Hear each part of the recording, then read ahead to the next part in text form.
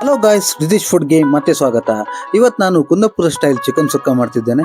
ಈ ಚಿಕನ್ ಸುಕ್ಕ ಮಾಡೋದಕ್ಕೆ ಮೈನ್ ಆಗಿ ಬೇಕಾಗೋದೇನಂದ್ರೆ ಸುಕ್ಕ ಪೌಡರ್. ಬಟ್ ಈ ಸುಕ್ಕ ಪೌಡರ್ ನಾರ್ಮಲ್ ಆಗಿ ಎಲ್ಲರೂ ಏನು ರೆಡಿ ಮಾಡ್ಕೊಳ್ತಾರಲ್ವಾ, ಅದನ್ನ ನೀವು ಒಂದು 2-3 ದಿನ ಇಲ್ಲ ಅಂತಿದ್ರೆ ಒಂದು 1 ವೀಕ್ ಪ್ರಿಸರ್ವ್ ಮಾಡ್ಕೊಳ್ಬಹುದು. ಬಟ್ ನಾನೇನು ಯೂಸ್ ಮಾಡ್ತೀನಲ್ವಾ ಸುಕ್ಕ ಪೌಡರ್, ಅದನ್ನ ನೀವು ಒಂದು 2-3 ತಿಂಗಳು ಪ್ರಿಸರ್ವ್ ಮಾಡಿ ಇಟ್ಕೊಳ್ಬಹುದು, ಏನೂ ಆಗಲ್ಲ. ಅದನ್ನ ನೀವು ವೆಜ್ ಪಲ್ಯ, ಚಿಕನ್, ಮಟನ್, ಎಗ್ ಯಾವುದಕ್ಕೂ ಕೂಡ ಯೂಸ್ ಮಾಡ್ಕೊಳ್ಬಹುದು. ಆಸಮ್ ಆಗಿರುತ್ತೆ. ಹಾಗೇನೆ ಈ ಸುಕ್ಕ ಪೌಡರ್ ನಾವು ಮನೆಯಲ್ಲಿ ರೆಡಿ ಮಾಡ್ಕೊಳ್ತೀವಿ.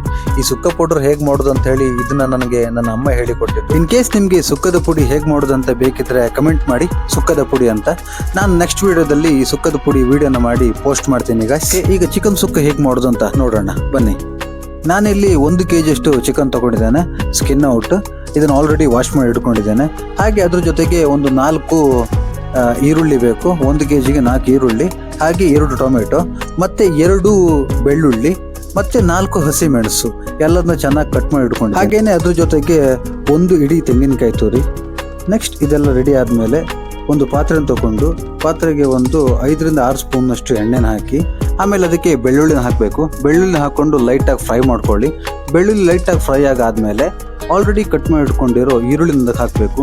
ಈರುಳ್ಳಿನ ಹಾಕಿ ಈರುಳ್ಳಿ ಕಂಪ್ಲೀಟ್ ಆಗಿ ಬ್ರೌನ್ ಕಲರ್ ಬರೋವರೆಗೂ ಅದನ್ನು ಫ್ರೈ ಮಾಡ್ಕೊಳ್ಬೇಕು ಚೆನ್ನಾಗಿ.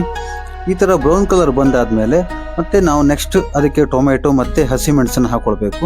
ಟೊಮೆಟೊ ಮತ್ತು ಹಸಿಮೆಣಸನ್ನು ಹಾಕ್ಕೊಂಡು ಒಂದು 2 ಮಿನಿಟ್ಸ್ ಇದನ್ನು ಚೆನ್ನಾಗಿ ಮಿಕ್ಸ್ ಮಾಡ್ಕೊಳ್ಳಿ, ಅಂದರೆ ಚೆನ್ನಾಗಿ ಫ್ರೈ ಆಗಲಿ ಅದನ್ನು ಕೂಡ. ಟೊಮೆಟೊ ಮತ್ತು ಹಸಿಮೆಣಸು ಮತ್ತು ಈರುಳ್ಳಿ ಎಲ್ಲ ಫ್ರೈ ಆಗಾದ್ಮೇಲೆ ಚೆನ್ನಾಗಿ ಆಲ್ರೆಡಿ ತೊಳೆದಿಟ್ಕೊಂಡಿರೋ ಚಿಕನ್ ಅದಕ್ಕೆ ಹಾಕಬೇಕು.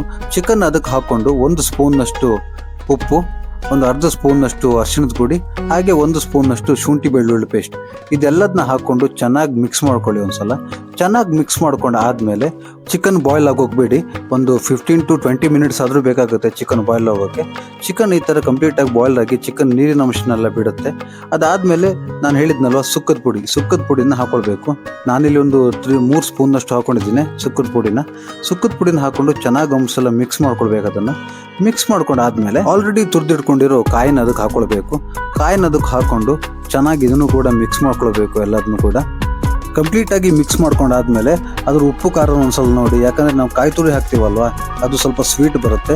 ಸೊ ಅದಕ್ಕೋಸ್ಕರ ನನಗೆ ಸ್ವಲ್ಪ ಖಾರ ಕಡಿಮೆ ಆಗಿದ್ದಕ್ಕೆ ಹೋಗಿ ನಾನಿಲ್ಲಿ ಮತ್ತೆ ಅಗೇನ್ 2 ಸ್ಪೂನ್ನಷ್ಟು ಸುಕ್ಕದ ಪೌಡ್ರನ್ನ ಹಾಕ್ಕೊಂಡು ಅದನ್ನು ಮಿಕ್ಸ್ ಮಾಡಿಕೊಂಡು ಫೈನಲ್ ಆಗಿ ಒಂದು ಸ್ವಲ್ಪ ಲಿಂಬುನ ಹಿಂಡ್ಕೊಳ್ಬೇಕು. ಇದಕ್ಕೆ ಲಿಂಬುನ ಹಿಂಡಾದ್ಮೇಲೆ ಫೈನಲ್ ಟಚ್ ಅಪ್ ಸ್ವಲ್ಪ ಕೊತ್ತಂಬರಿ ಸೊಪ್ಪು ಮೇಲಿಂದ ಹಾಕಿದರೆ ನಮ್ಮ super tasty Kundapura chicken sukka ready to heat. Try ಮಾಡಿ, ಕಮೆಂಟ್ ಮಾಡಿ ಗೈಸ್. ಹಾಗೆ ಸುಕ್ಕದ ಪೌಡ್ರು ಹೇಗೆ ಮಾಡೋದಂತ ಬೇಕಿದ್ರೂ ಕಮೆಂಟ್ ಮಾಡಿ, ಅದನ್ನು ನೆಕ್ಸ್ಟ್ ವಿಡಿಯೋದಲ್ಲಿ ಪೋಸ್ಟ್ ಮಾಡ್ತೀನಿ ಬೇಕಾದರೆ.